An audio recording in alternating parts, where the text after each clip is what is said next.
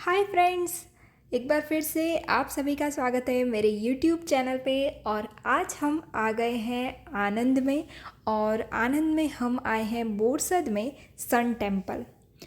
तो दोस्तों, आज रविवार है और रविवार के दिन सूर्य भगवान का दिन होता है, रविवार का दिन। और रविवार के दिन आप अगर सूर्य भगवान का दर्शन करते हैं, सूर्य भगवान की पूजा करते हैं, तो आपको बहुत ही फल मिलता है।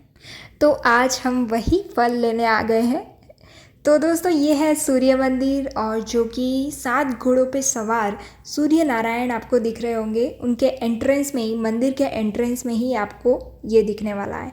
साथ में बाहर आपको पानी वाली जगह दिखेगी जहाँ पे फुवारा था, पर अभी तो चालू नहीं है। और बीच में आपको भगवान शिव की मूर्ति भी दिखेगी।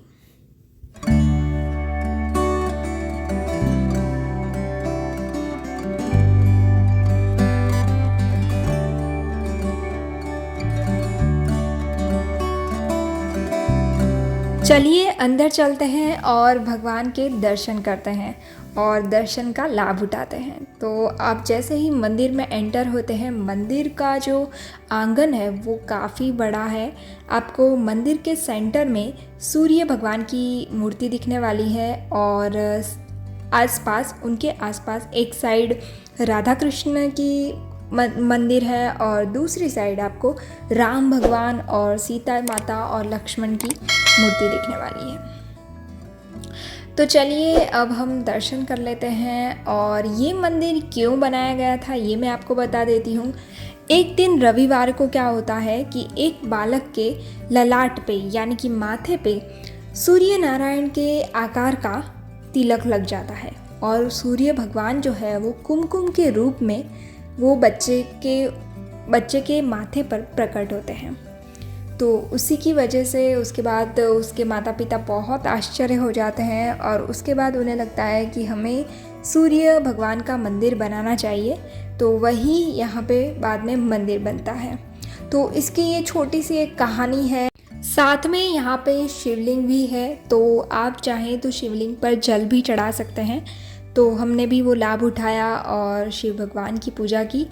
तो चलिए अब चलते हैं हम शिव भगवान को जल चढ़ाने के लिए, और फिर हम मंदिर का आगे का भाग देखेंगे। उससे पहले मेरे चैनल को सब्सक्राइब ज़रूर कर दें और ये वीडियो को लाइक ज़रूर कर दें।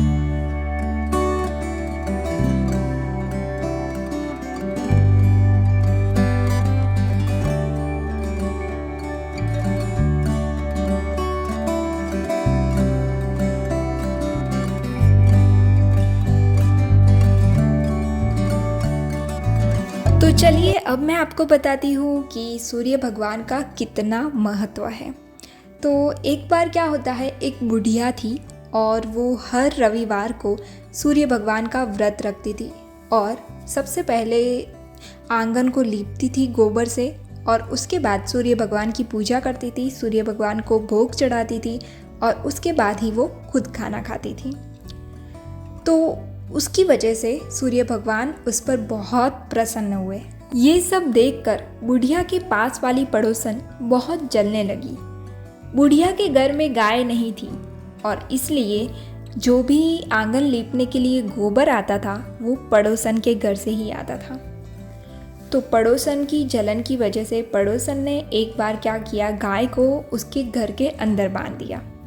तो गाय का गोबर अब वो बुढ़िया नहीं ला सकती थी, क्योंकि गाय तो अंदर बांध दी थी उसने। तो एक रविवार को बुढ़िया ने क्या किया कि आंगन लीपा ही नहीं, और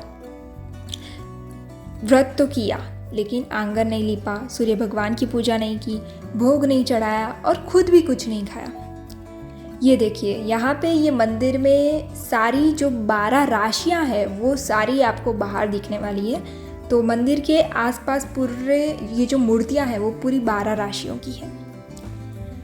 तो हम यहाँ पे दर्शन करेंगे। यहाँ पे बहुत 2-3 भगवान और हैं, और यहाँ पे हमें सौभाग्य मिला था दिया जलाने का। तो हम क्योंकि बहुत जल्दी पहुँच गए थे, सुबह 7 बजे ही हम पहुँच गए थे, तो हमने यहाँ पे दिया भी जलाया भगवान जी को, और हमने दर्शन भी बहुत अच्छी तरह से की। तो उसके बाद क्या होता है कि पड़ोसन गाय को अंदर बांध देती है और ये जो बुढ़िया है वो पूरे दिन भूखी रहती है, क्योंकि उसने सूर्य भगवान की पूजा तो नहीं की थी और भोग भी नहीं लगाया था, इसलिए वो भूखी ही सो जाती है। ये देख के सूर्य भगवान को बहुत चिंता होती है। तो सूर्य भगवान क्या करते हैं, दूसरे दिन सुबह में उसके घर में एक गाय रख देते हैं। दूसरे दिन जब सुबह उठकर बुढ़िया देखती है कि उसके घर में एक गाय है तो वो बहुत खुश हो जाती है।